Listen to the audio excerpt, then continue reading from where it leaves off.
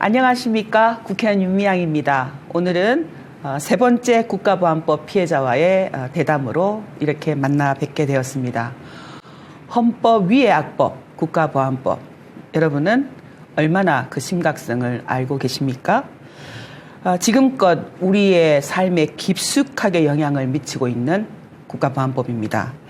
국가보안법이 미치는 영향에 대해서 직접 국가보안법으로 고통을 받았던 분들의 생생한 목소리를 들으면서 한국에서의 민주주의와 또 국가보안법에 대해서 다시금 생각해보는 시간이 되었으면 좋겠습니다. 또한 지금 국회에 계류되어 있는 국가보안법이 하루속히 폐지될 수 있도록 심의하고 통과하는 그런 계기가 되는 시간이 되었으면 좋겠습니다. 오늘은 특별히 그 세 번째 시간으로 이렇게 만나 뵙게 되었는데요. 앞으로도 국가보안법 그 피해자의 대담은 계속될 것입니다만은 여러분들의 또 시청과 또 많은 관심도 필요한 그런 상황입니다. 오늘 함께 이야기 나눌 분은 사진작가이기도 하고요. 또 평화운동가, 국제 분쟁 문제 전문가, 또 저술가, 굉장히 다양한 어떤 분야를 이름 앞에 붙일 수 있을 것 같습니다. 저는 처음에 만났던 거는 사진작가로 만났던 것 같아요. 참 인상 깊었던 민통선에서의 그런 사진 활동들, 녹선 철로 위를 그 뚫고 나오는 그 파릇파릇한 싹들, 그런 사진을 통해서 분단을 뚫고 분단을 넘어 이렇게 평화가 온다라는 그런 느낌을 이시우 작가님의 작품을 통해서 접했던 것 같습니다. 직접 우리 작가님 입으로 작가님에 대한 소개를 좀 들어볼까요? 뭐 별건 없고 그냥 사진 작가가 다지요. 뭐 이제 뭐 이렇게 뭐 평화운동가나 이런 이름은 이제 남들이 붙여주신 이름인데 저한테는 그게 딱히 걸맞는 이름 같지는 않고 뭐 이제 그런 주제를 가지고 사진 작업하다 보니까 이제 그 분야에 대해서 조금 더 알게 되고 뭐 그런 정도인 것 같습니다. 그냥 사진 작가 이슈가 제일 정확한 정체성인 것 같습니다. 그런데 아마도 우리 작가님을 만나 뵀던 또 특히 저를 통해서 만났거나 했던 일본의 그 평화운동하는 활동가들, 그분들에게는 우리 이시우 선생님이 사진 작가보다는 평화운동가로도 많이 알려져 있는 것 같아요. 그래요. 특히 강화도나 이런 여전히 국제 어떤 분쟁 지역으로 남아있는 역사 현장으로 남아있는 그런 부분에 대한 또 전문적인 그런 설명이라 그럴까요? 교육이라 그럴까요? 그걸 통해서 만났기 때문에 그런 것 같은데 너무나 겸손하신 게 아닐까요? 그냥 사진작가다라고 하는 본인의 소개가? 네, 그게 다인 것 같습니다. 네. 그런가요? 네. 네. 네, 그렇게 말씀하신 것처럼 본업이 사진작가이십니다. 국내에서 사진전도 많이 여셨고요. 네네네. 또 그러면서도 2007년에는 박종철 인권상을 수상하셨고 2008년에는 4월 혁명상, 2010년에는 늦봄 통일상을 수상하셨어요. 네. 혹시 아세요? 제가 2013년 늦봄 통일상을 수상한 거. 네, 알고 있습니다. 아, 그러세요? 네네네. 네. 수상한 경력을 보면 역시 사진 작가이기도 하면서 평화운동가로 평가받아서 이런 상을 받은 게 아닐까 하는 생각이 들기도 했습니다. 그동안 어떤 작업을 해오셨을까요? 뭐 이제 제가 첫 번째 그 사진 작가로서 첫 번째 작업은 이제 이런 평화 문제였었는데 그 전에 이제 노동운동을 했었고 그러다가 이제 93년도에 이제 뭐 계기가 돼가지고 원래 사진을 전공은 했습니다만 뭐 사진이 너무 사치스럽게 생각돼가지고 버리고 있다가 93년도부터 이제 본격적으로 사진 작업을 시작한 거죠. 그 첫 번째 작업이 이제 그 민통선 비무장지대 이런 거였었고 그러다가 이제 그 계속 다니다 보니까 뭐 여러 가지 문제가 눈에 띄잖아요. 네. 그래서 뭐 이제 뭐 대인주의 피해자분들도 만나게 되고 뭐 고엽제 피해자분들 만나게 되고 그러다 보니까 이제 이 수많은 문제들이 많이 있는데 이것을 관통하는 본질적인 문제가 무엇일까 이런 게 이제 어느 순간부터 고민되기 시작한 거예요. 그게 정전협정이 있고 이 정전협정을 이제 유엔 사령부가 이제 딱 관리하고 있다라고 하는 걸 딱 알게 된 순간부터 유엔사를 막 이제 들이파기 시작했던 거죠. 결국 이제 그래서 지금은 이제 뭐 그동안 이제 주로 유엔사라고 하는 것이 이렇게 약간 그 금기시됐던 영역 같은 거였었는데 네. 작업을 통해서 이제 유엔사 문제를 계속 고민해보고 그랬었고 이제 지금은 이제 그 국제법적인 문제라든가 평화 문제 같은 것에 대해서 뭐 제가 전문가는 아니고 사진 작업의 일환으로 이제 조금 조금 나는 정도가 되게 된 것 같습니다. 그러니까 노동운동에서 보통 사진 작업으로 넘어갔다면 사진을 전공했지만 그 사진 작업은 노동자들이나 노동의 현장 이런 거 관련해서 일 것 같다라고 추측할 수 있는데 그게 아니었고 네네. 오히려 민통선으로부터 시작을 해서 그러니까 그 사진 작업을 하다 보니까 한국 사회가 더 적나라하게 보인 거네요. 그렇죠. 그렇게 볼 수 있을까요? 그런 셈입니다. 분단과 또 그 분단을 만들고 있는 게 뭐지? 네. 유엔사. 사실은 유엔사는 지금도 좀 일반 시민들에게 낯설죠. 굉장히 낯설죠. 낯설기도 하고 근접할 수 없는 그렇죠. 뭔가 구름과 같은 존재라고 느껴지는 꿈이라 그럴까 꿈과 현실이 좀 다른 것 같은 그런 거로 느끼는 것 같습니다. 지금도 맞습니다. 여전히. 맞습니다. 네, 저는 사실은 개인적으로 그동안 그 선생님이 작업해 오신 그런 사진 작업들을 보면서 간접적으로 한국 사회를 배웠다라고 할까요? 물론 저도 이제 70년대, 80년대 네. 그때를 겪어오면서 한국 사회가 어떻다라는 것을 먼저 알게 되었고 특히 한국의 여성들에게 일본 남성들이 기생관광을 오는 거구나. 이게 너무 충격적이다. 덕수궁이나 경복궁이나 또 서울의 어떤 문화 유적지 또는 도시의 어떤 생활 상태 이런 것에 대한 관광이 아니라 공항에 도착해서부터 여성을 옆에 끼고 성매매 관광을 다니고 성착취를 하고 그것은 국가가 조장을 하고 하는 이런 현실을 보면서 거꾸로 한국의 역사 속으로 들어가게 된 기가 돼서 지금까지 왔거든요. 그러니까 제가 지금 우리 스님 이야기를 들으면서 비슷하구나. 네. 지금 활동가로 살고 있는 분들의 삶이라는 것이 역사를 배워서 이런 문제가 있구나라고 도전한 것이 아니라 예. 현재 문제에서부터 출발을 하다 보니까 그렇죠. 사회가 보이고 역사가 보이고 그랬다라는 생각이 좀 들었습니다. 그런데 그런 활동 때문에 그런 고초를 겪었을까요? 2007년 6월에 네. 국가보안법으로 구속이 되셨어요. 그랬죠. 어떤 제목이라고 우리가 알면 될까요? 그때 그 제목이 굉장히 많았습니다. 28가지였어요.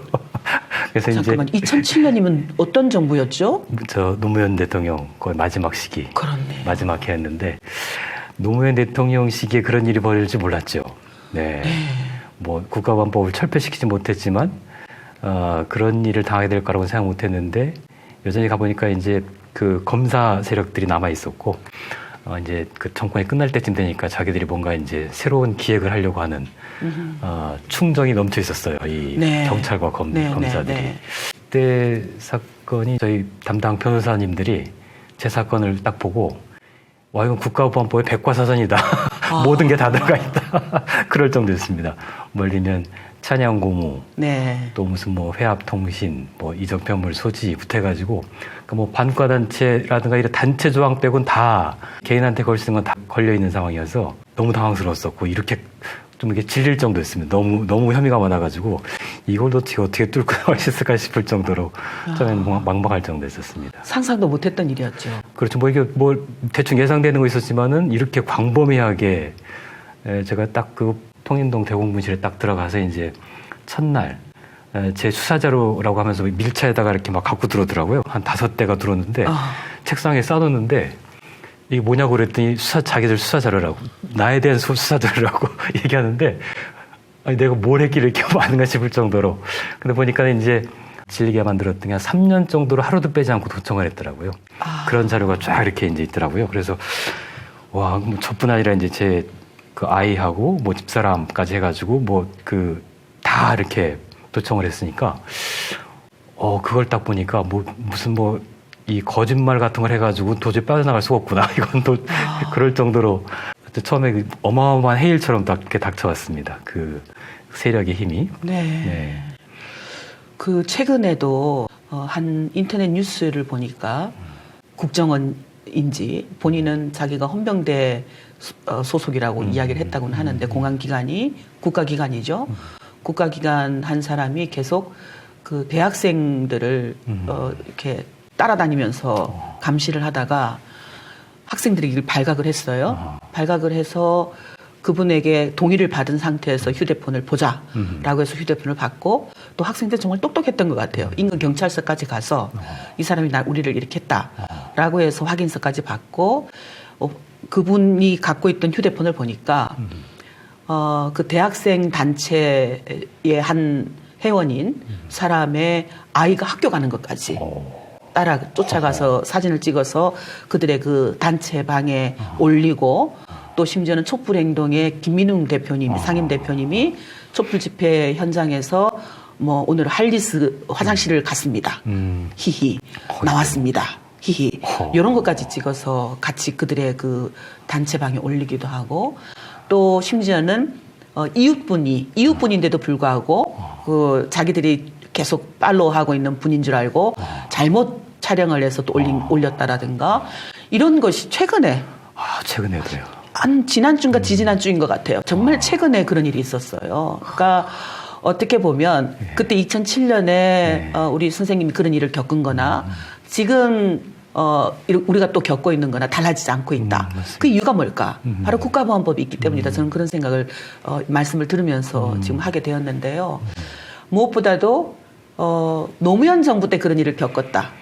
네, 그게 충격적이었어요. 네, 그게 굉장히 충격적이다는 생각이 좀 듭니다. 근데 이 국가보안법으로 인해서 도피 수배 생활도 하셨다라고 알고 있어요. 그랬죠. 그러니까 그런 걸 보면 이미 수사 과정에서도 가족들의 그런 어떤 일상 생활도 도청을 했다라고 하긴 했는데 당사자뿐만 아니라 가족들까지도 굉장히 힘드셨을 것 같아요. 그랬죠. 어떠셨나요? 나중에 딱 제가 이제 수배 상태가 되고 보통은 이제 그런 사건이 딱 터지면 이제 내가 잘못한 게 뭐 있냐? 그렇죠. 당당히 나가서 내가 소송하겠다 보통 그랬는데 저는 그거 좋은 행동이 아니라고 생각 들었습니다. 네. 그리고 저는 이제 그때 저한테 가장 중요한 문제가 이제 유엔사 문제였었고 유엔사가 이제 그 해 6월 달에 전자권 환수를 논의하는 중요한 회의가 걸려 있었는데 저를 딱 체포하려고 하는 게 바로 제 입을 막아서 그 단도리하기 위한 목자라는 게 너무나 제 눈엔 보였었어요. 그래서 알아서 체포되는 것은 저들을 위한 일이다라는 생각이 들어가지고 계속 이제 그 6월달 회의가 있을 때까지 글을 계속 쓰고 새로운 지식을 가지고 이제 여론을 환기시키는 일을 해야 되겠다고 생각 들어가지고 도피를 결정을 했죠. 근데 이 도피 생활을 해보니까 너무 힘든 거예요. 그렇죠. 네, 일상 삶이 파괴되는 건데. 나중에 체포됐을 때 너무나 안도가 되는 거예요. 체포되고 나니까. 참 슬픈 일이네요. 뭐 이렇게 어디 몰래 가서 딱 아무것도 안 하고 딱 숨어 있으면 괜찮았을지 모르는데 계속 활동을 하면서 막 피해 다니니까 뭐 일주일에 한 번씩은 이제 거처를 바꿔야 되고 이러다 보니까 그 스트레스가 엄청났었던 것 같습니다. 차라리 체포된 게 오히려 더 마음이 놓이는 그런 상황이 됐을 정도였어요. 일종의 늘 난민 생활을 하게 만든 거네요. 그렇죠. 법이라는 게 국가 공기관이라는 게 가족 관계도 단절시키고 불안정한 삶을 살아서 오히려 체포되니까 편안했다. 집에서도 체포되니까 오히려 마음이 놓여가지고 어디 그래요? 있는지 아니까 그 정도는 어디 있는지 모르니까 불안해하다가 차라리 어디 딱 있는 줄 아니까 마음이 놓여가지고 면회도 자주 올 수 있고 오히려 그렇게 될 정도였었습니다. 근데 사실은 이제 국가보안법이라는 게 소위 빨간 딱지라고 얘기하잖아요. 그러니까 저도 겪어봤지만 이 빨간 딱지가 붙게 되면 저 같은 경우는 1993년에 제 가족이 국가보안법 빨간 딱지가 붙었고 그러시죠, 진짜. 지금 시간이 거의 30년이 지났거든요. 올해가 31년째죠. 여전히 그 빨간 딱지가 계속 따라다니고 정권이 바뀔 때 저는 완전 민주정부라고 얘기할 수는 없겠습니다만은 그나마 민주정부가 수립될 때는 조금 평온함을 유지했다가 말씀하신 것처럼 그 정권이 끝나갈 무렵 그리고 혹은 정권이 바뀌면 또다시 그 빨간 칠이 막 왕성하게 일어나서 삶을 옥죄이고 가족들을 불편하게 만들고 또 그 가족들을 사회로부터 단절하게 만드는 이런 역할을 하고 있더라고요. 아마 그러셨을 것 같은데 가족들도 본인은 뭐 본인의 활동 때문에 그렇다 치더라도 가족들은 그 빨간 딱지로 인해서 굉장히 고통을 겪었을 것 같거든요. 처음에 제가 사실 이제 94년도에 한번 또 국가보안법 사건이 있었고 2007년에 두 번째 사건이었었는데 압수수색을 2번 받은 거죠, 집에서. 누구나 다 압수수색은 마무리 많이 받아봐서 낯선 사건인데 동네에 이제 막 경찰들이 우르르 몰려오는 거죠. 동네 사람이 깜짝 놀래가지고 지켜보고 있고. 새카만 옷을 입은 사람들 오잖아요. 그것도 이제 막 뭐 싣고 나가고 뭐 이 장면에 한번 딱 동네에 노출되게 되면 처음에 걱정도 해주고 하지만 이제 아무래도 이제 동네에서는 이제 걱정도 해주지만 이제 멀리도 하게 되는 뭐 자연스러운 현상이죠. 저희 집 같은 경우도 이제 동네에서 그렇게 되니 이사 간 지도 얼마 안 된 동네였는데 그러니까 뭐 그 동네에서 정말 견디기도 힘들고 도시 같은 경우는 또 별로 크게 작용하지 않는데 시골은 동네가 좁잖아요. 그렇죠. 그러니까 이제 재향 분위기 이런 데서 뭐 국가보안법으로 뭐 아무개를 처벌하라 뭐 이런 게 프랜카드가 붙고 그러니까 동네에서 아주 그 난처해지는 거죠. 나중에 한 시간이 벌써 한 10년 넘게 흘렀어도 그런 거로 고생했다라고 하는 것에 대해서 안타까워하고 하지만 뭔가 이렇게 중요한 자리가 있을 때는 이렇게 살짝 이렇게 제껴놓는 배제하는. 이게 무슨 저쪽 편의 사람들이 아니고 우리끼리조차도. 네. 그러니까 저도 이제 그렇게 불편하는 게 느껴지면 빨리 발을 빼죠. 그분들이 불편한 게 느껴지면. 그렇네요. 예, 의원님도 뭐 저보다 훨씬 더 많이 네. 겪으신 일이어서. 지금 그러니까 말씀을 들으면서 계속 이렇게 저의 삶에 지금 이입이 되고 있는 그렇죠. 거예요. 이입이 되어서 가족들이 겪었을 그 고통, 또 고립감, 특히 이제 동네에서 예.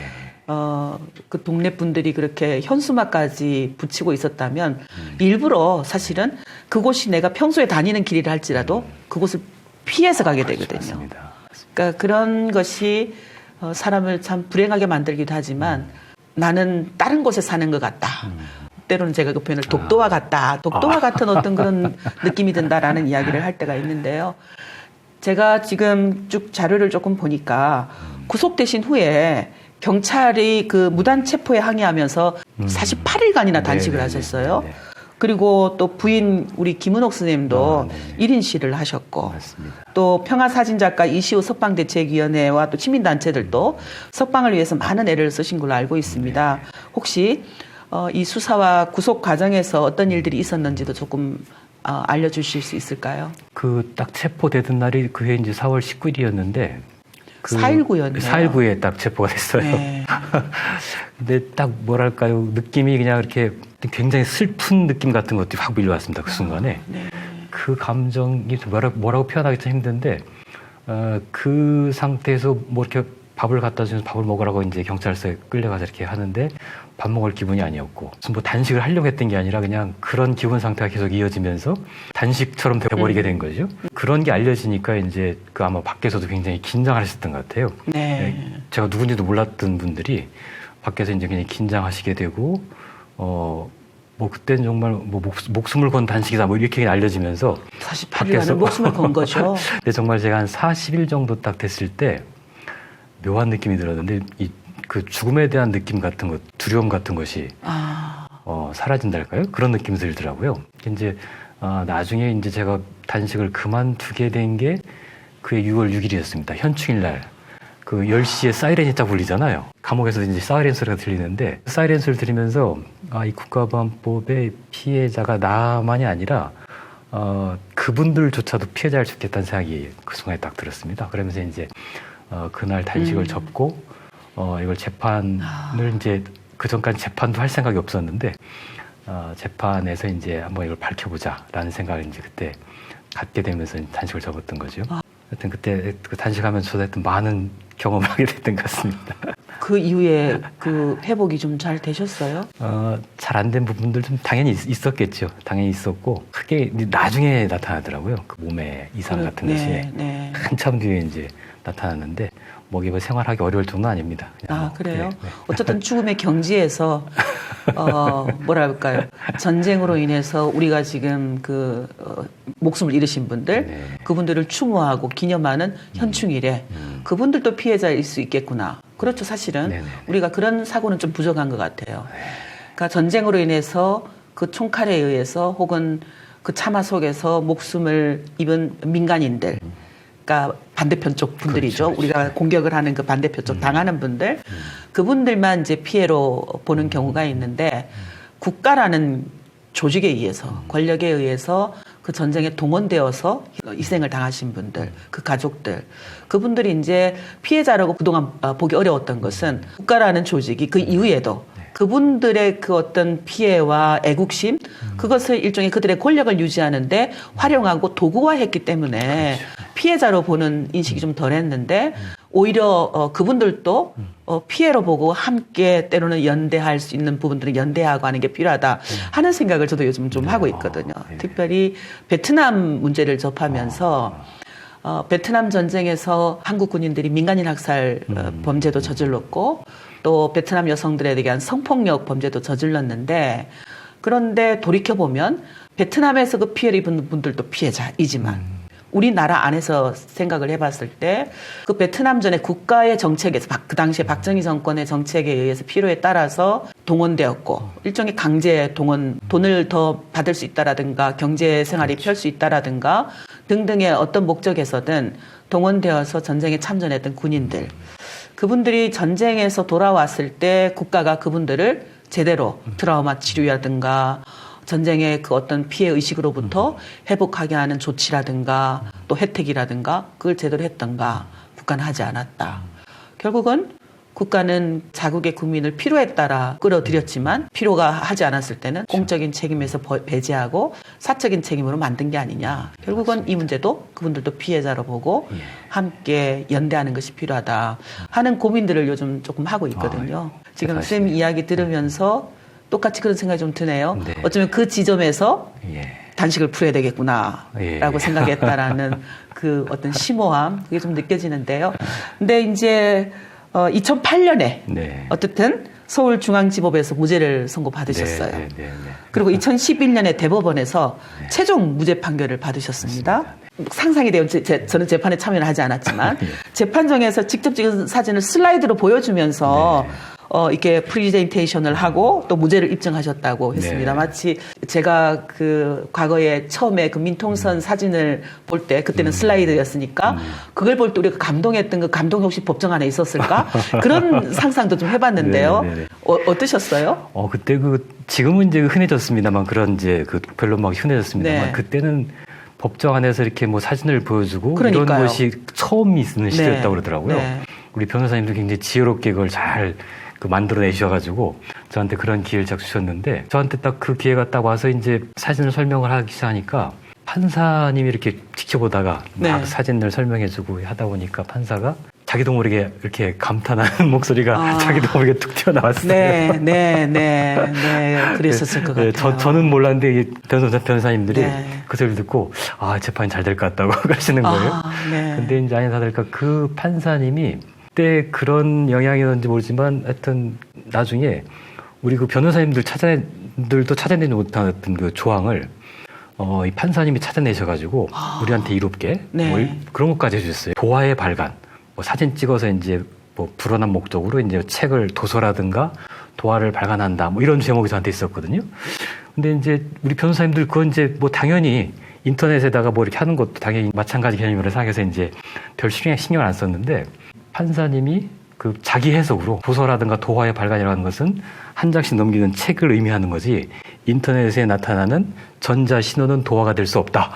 라고 하는 걸 또 해석해가지고 그것까지 완벽히 벗겨주신 거예요. 그분이 나중에 판결을 하는 걸 보니까 굉장히 진보적인 판사도 아니셨어요. 어떨 땐 굉장히 보수적 입장을 갖고 하는 판사셨는데 그때 저도 좀 놀랐습니다. 그런 판결문까지 나온 걸 보고 이 국가보안법이라고 하는 그 프레임을 예술 창작의 자유라고 하는 프레임으로 바꿔야 된다라고 하는 변호사님들과의 짰던 전략이 굉장히 유효했던 것 같습니다. 국민 재판을 그 승리를 이끌었던 가장 큰 요인이었던 것 같고 그렇습니다. 대법 최종 무죄 판결 이후에 검찰로부터 한국의 기관으로 한국 정부로부터 뭐 미안하다 사죄한다라는 그런 거 받았나요? 그런 건 없었고요 전혀.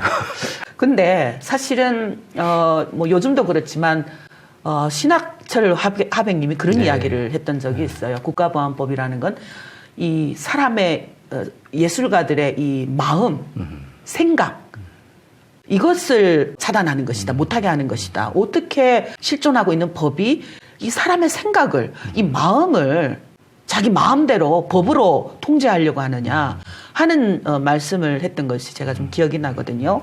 어떻습니까? 이게 직접 본인이 또 겪으면서 이 국가보안법이 예술 활동에 또 예술가들에게 어떤 영향을 미친다라고 생각을 하시는지, 또 이 국가보안법 체제에서 살아가는 예술가들의 삶, 그 삶에 대해서는 어떤 생각을 좀 갖고 계신가요?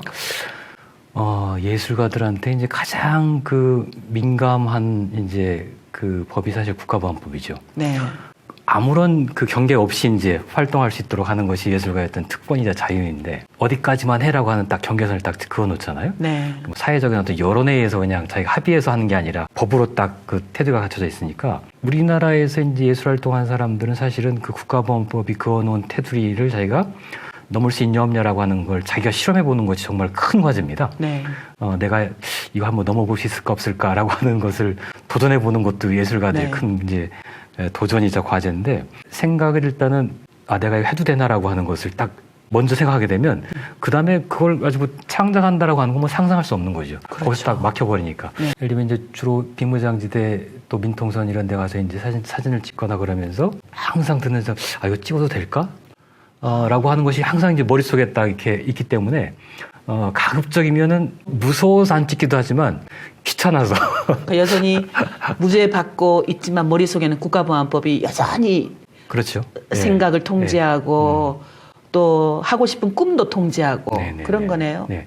그러니까 사실 보면은 이제 어떤 작가님이 우린 국가보안법형 인간이다 말을 한 적이 있었는데 창작을 하면서 국가보안법이라고 하는 테두리를 어떻게 자기가 이제 벗어나지 않고 법에 걸리지 않으면서 할 것인가라고 하는 걸 끝없이 고민하죠. 이걸 한 발자국 벗어나려고 할 때조차도 이제 항상 이 국가보안법이라는 것이 딱 테두리로 딱 정해져 있기 때문에 자기도 모르게 어쩔 수 없이 작가들이 자기도 모르는 사이에 그 국가보안법이라고 하는 틀에 이렇게 그 범위 내에서만 창작하게 된다는 거예요.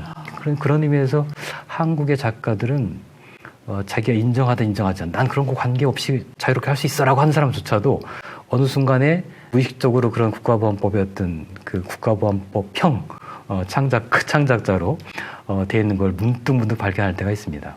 참 안타깝고 또 한편으로는 그런 예술 창작 활동이 이제는 사실은 국가를 넘어서서 세계적으로도 한국의 어떤 예술인들의 활동을 떨칠 수 있는 뭐 지금 한국의 영화가 그렇게 하고 있는 것처럼 또 한국의 음악이 그러고 있는 것처럼 충분히 그럴 수 있는데도 불구하고 이 국가보안법이라는 게 작동되어서 그것을 오히려 제한적으로 만들고 있다 하는 것으로도 해석을 할 수 있겠네요.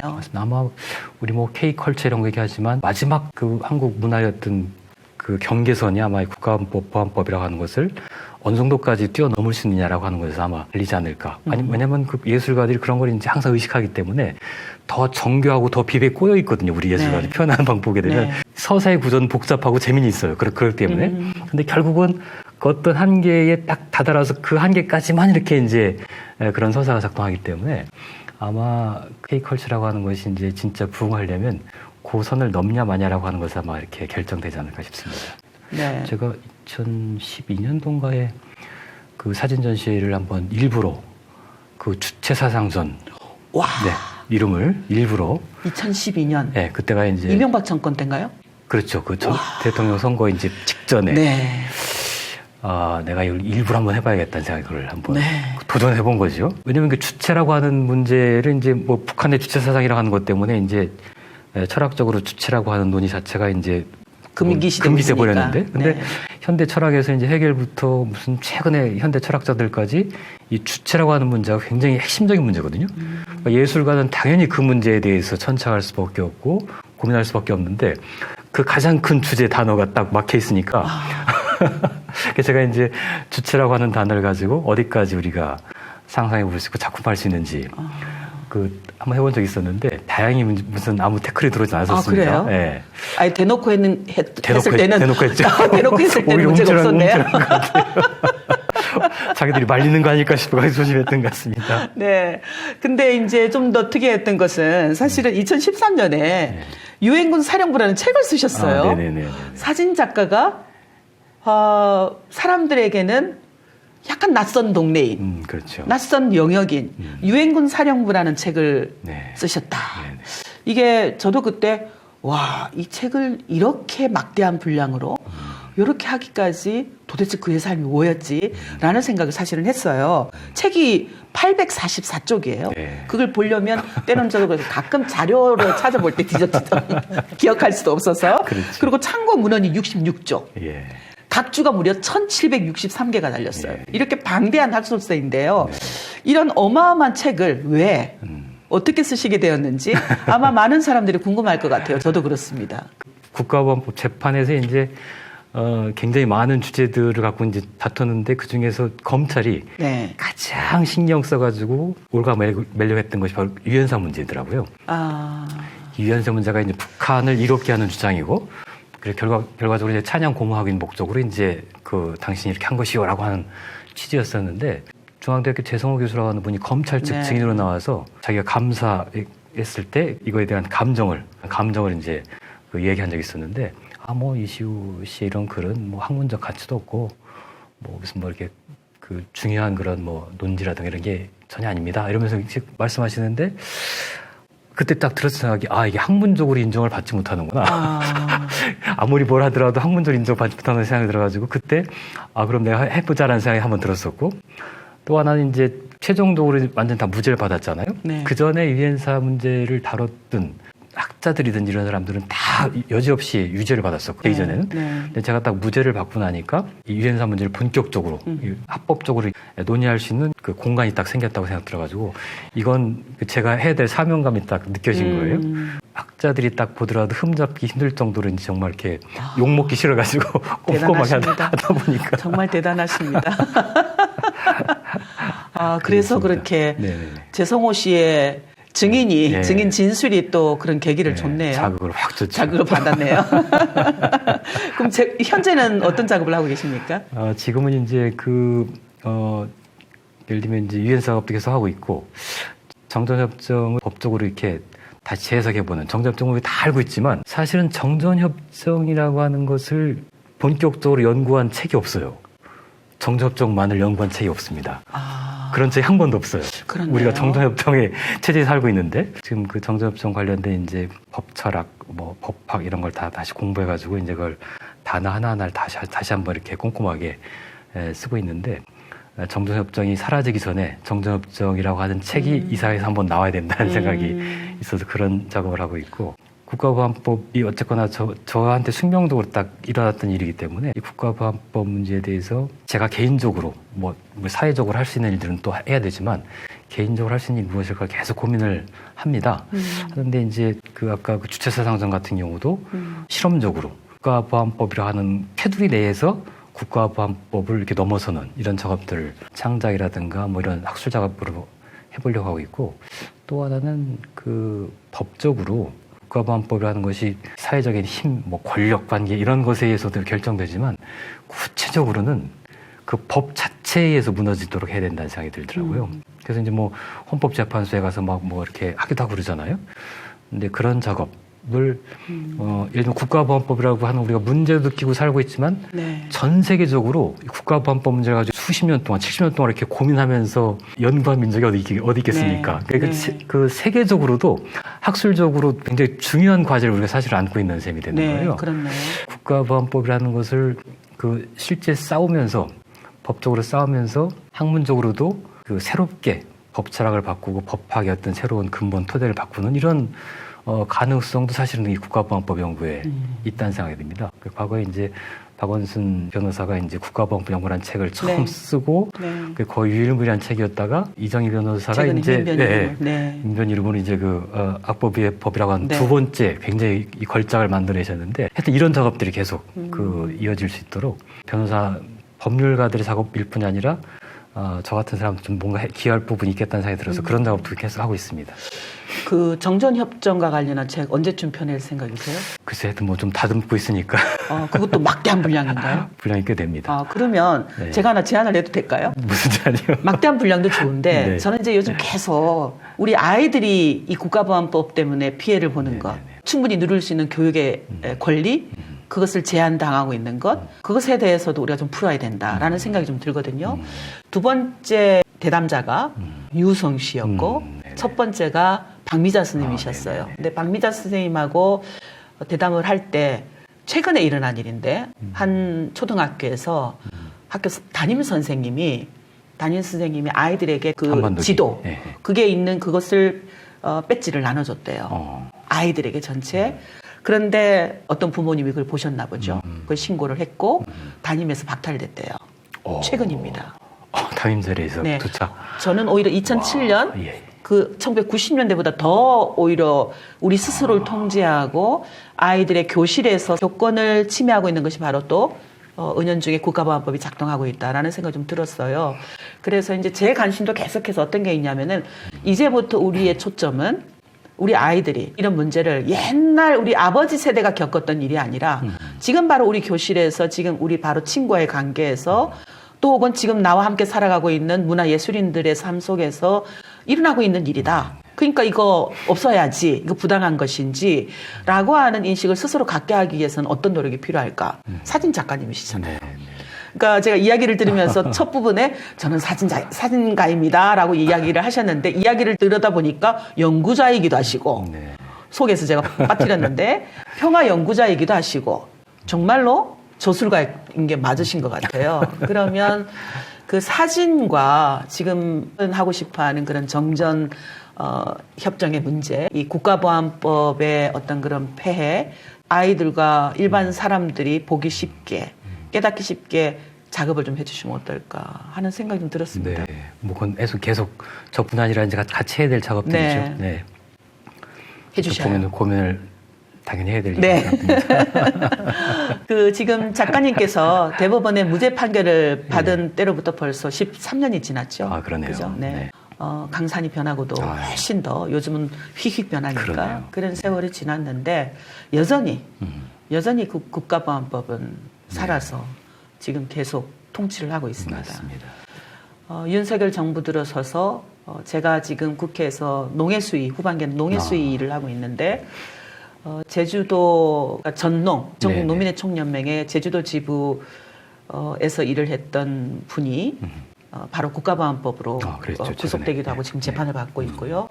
그리고 진보정당 또 간부가 또 국가보안법 역시 또 그렇게 되기도 하고 그들이 만나는 거는 뭐 해합통신했다. 불혹문서를 갖고 있었다. 이적 표현을 갖고 있었다. 뭐 등등 이런 이야기 같아요. 여전히 국가보안법이 통치하고 있는 현실에서 어떻게 해야 될까요? 국회에 대해서도 하실 말씀이 있으실 것 같고 네. 또 우리 국민들에게도 하실 말씀이 있으실 것 같고 이 국가보안법 폐지를 위해서 어떤 노력이 필요할까요? 법 자체가 이제 없어지도록 하는 게 굉장히 중요한 네. 가장 큰 일인데 그 전에 우리가 국가보안법을 좀 충분히 조롱하고 희롱하고 가지고 놀자라는 생각도 있습니다. 국가보안법에 의외로 사실 이제 우리가 보통 국가보안법에 희생당하는 분들이 무슨 의도해가지고 되는 경우보다는 자기도 모르는 사이에 그냥 이렇게 덤탱이를 씌워가지고 질질 끌려가는 인생을 살게 되는 경우가 많은데 제가 이제 두 번 이렇게 국가보안법 사건을 당하고 보니까 이 틈을 잘 이용하자. 이미 국가보안법 자체가 가지고 있는 틈을 또 잘 이용해서 이 국가보안법이 오히려 걸그적스럽게 느껴질 정도로 만들어보자 이런 생각도 가지고 있었습니다. 그 예 중에 하나가 유엔사를 국가보안법상 반국가 단체로 고발하는 문제예요. 추진해 볼 수 있다고 생각 들었는데 그 이전까지는 이제 국가보안법상으로 반국가 단체 규정이 딱 세 가지입니다. 국헌을 물러나고 네. 고도로 조직되어 있고 네. 또 정부를 참칭하고 네. 이런 조건이 딱 되는데 여지까지 조직사건 국가보안법 조직사건에 무슨 수많은 사건은 여기에 다 해당이 안 돼서 다 무죄가 났죠.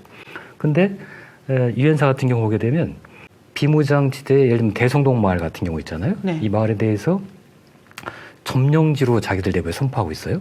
점령지로 우리가 그렇게 보는 게 해석하는 게 아니라 네. 자기들 내부 문서로 네. 그렇게 보고 있고 거기에 이제 민사행정을 자기들이 실시하고 있다라고 딱 그 자기들 규정에 명시가 되어 있습니다. 그러니까 이제 일종의 정부를 참칭하는 거예요. 우리가 볼 때는 비무장지대에 뭐 유엔사가 주로 관리하고 있지라고 하는 정도만 알고 있는데 그 내부 규정을 보면 좀 깜짝 놀랄 내용들이 있습니다. 그래서 이제 예를 들면 유엔사가 그런 조건을 가지고 있고 헌재에다가 유엔사 문제를 이렇게 제기하려고 했을 때 조건이 안 되더라고요. 왜 그런가 하면 이게 국외 단체이기 때문에 유엔사는 국내 단체만 헌법재판의 대상이 된다는 거예요. 그래서 결국 헌법재판소 이제 우리가 그 위원 신청하는 것을 이제 포기할 수밖에 없었는데 국가보안법을 보다 보니까 국가보안법 반부 단체는 국내외 단체예요. 그렇죠. 그래가지고 네. 해외 국외 단체도 해당이 되는 거예요. 네. 그러니까 유엔사는 이게 딱 맞아 떨어져요. 고도의 조직체를 가지고 있고 우리가 그 국가보안법이 빨리 폐기되도록 하는 노력을 해야 되지만 현재 있는 상태에서 이걸 이용을 하자라는 생각도 갖고 있습니다. 재작년부터 이제 계속 이 문제를 이제 학술적으로 해서 연구를 하고 변호사님들하고 같이 이제 검토도 해보고 이렇게 네. 하고 있는데 어느 순간에는 한번 정말 이걸 운동으로 그래야겠네요. 해볼 필요가 있다는 생각이. 네. 그래서 정말 이게 이게 우리만 피해보는 게 아니구나라고 하는 것을 최소한 이렇게 경종을 울릴 수 있는 네. 게 되지 않을까 싶은 생각이 들고 바깥의 힘에 의해서 어떤 체계가 무너지기도 하지만 네. 그 안에서 무너지는 게 사실 결정적이잖아요. 네. 그런 구도들도 한번 고민해 볼 필요가 있겠다는 생각이 듭니다. 네. 그래서 우리가 국가보안법 활용하기 활용법 이런 것도 한번 적극적으로 생각을 필요가 있다는 생각도 듭니다. 그러니까 국가보안법을 적극적으로 활용해서 국가보안법을 폐지하자. 폐지하자. 아, 네. 좀 재미난데요. 우리가 그 허점을 이용할 수 있다라는 건 늘 네. 당하기만 하다가 오히려 그렇죠. 국가보안법을 이용할 수 있다 그렇죠. 하는 지점 또 한편 우리가 전략으로 삼을 필요가 있다라는 네. 생각이 좀 듭니다. 이 시간 동안 예술가들의 어떤 활동을 네. 탄압하고 제어하는 그런 법, 헌법 위에 군림해서 국민을 고통스럽게 하고 있는 법, 어떻든 교실에서 아이들의 교육권을 침해하고 탄압하는 법. 그동안에는 통일과 평화를 위해서 뭔가 활동하거나 인권을 위해서 활동하는 사람들에게 가해지는 법. 윤석열 정부 들어서서는 어떤 일본 문제를 과거사를 이야기해도 지금 현 정부에서 일어나고 있는 여러 가지 정책에 대해서 반대하고 규탄하는 활동을 해도 네. 전체주의 세력이다. 그렇죠. 또 제가 들어봤던 건 국채를 흔드는 세력이다.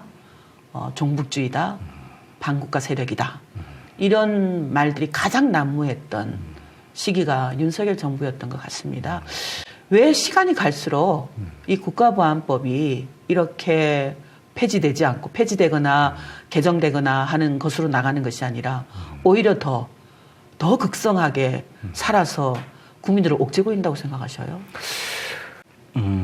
공포심리라고 하는 거 있잖아요. 네. 저 데카르트라고 하는 철학자는 이제 사람의 정서를 6가지 근본 심리를 정리하고 스피노자를 2개로 정리하고 그런데 최근에 뇌과학에서 밝히는 바에 따르면 인간의 정서는 한 가지로부터 모두 유래한다. 그게 공포다. 그 공포가 발현되면 분노가 되는 거고 발현되지 못하면 우울함이 되고 좌절감이 되는 거고. 근데 이제 그 종북 세력, 반국가 세력, 빨갱이라고 하는 것은 우리 옆에 이웃에 위험한 존재가 있다라고 하는 걸 심리를 계속 자극해 왔기 때문에 이게 이제 뭐 논리를 떠나가지고 공포심을 자극했다는 거였잖아요. 그래서 이제 이게 보통 어떤 뭐 사회적인 체제라든가 무슨 사회과학적인 어떤 분석 대상으로 보통 이걸 보기 쉬운데 심리적이라고 하는 거죠. 저는 이제 분단 체제가 아니라 원한 체제다라고 하는 표현을 써본 적이 있었는데 원한 체제. 그 그리스의 그 메데이라고 하는 비극에 보면은 이런 얘기가 나오거든요. 여자 주인공이 이제 아라곤이라고 하는 그 장군을 적국의 장군을 사랑해가지고 자기 나라를 팔아넘겨요.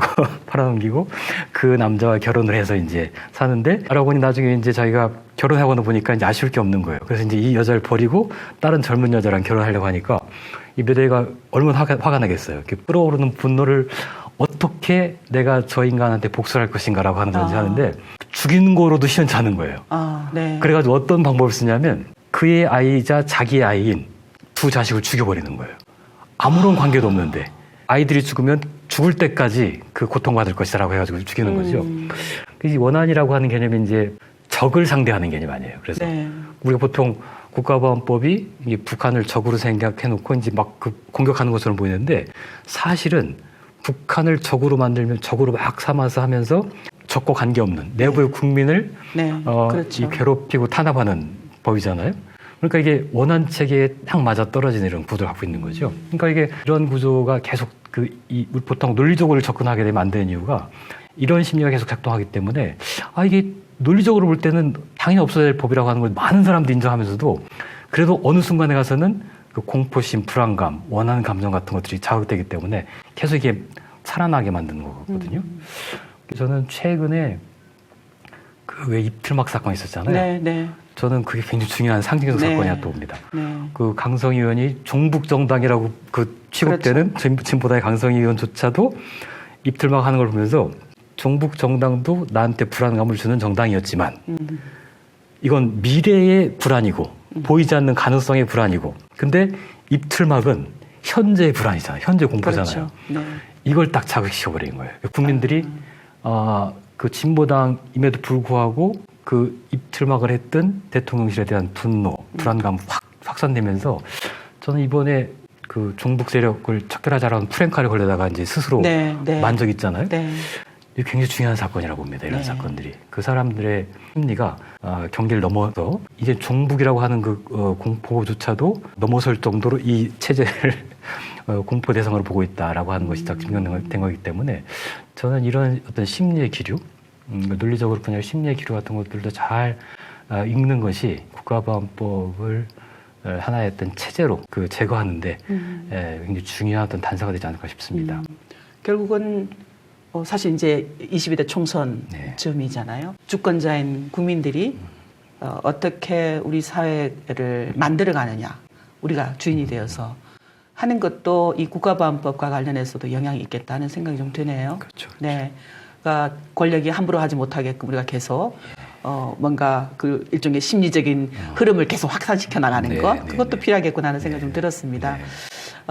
이렇게 지금 오늘 세 번째 대담이고요.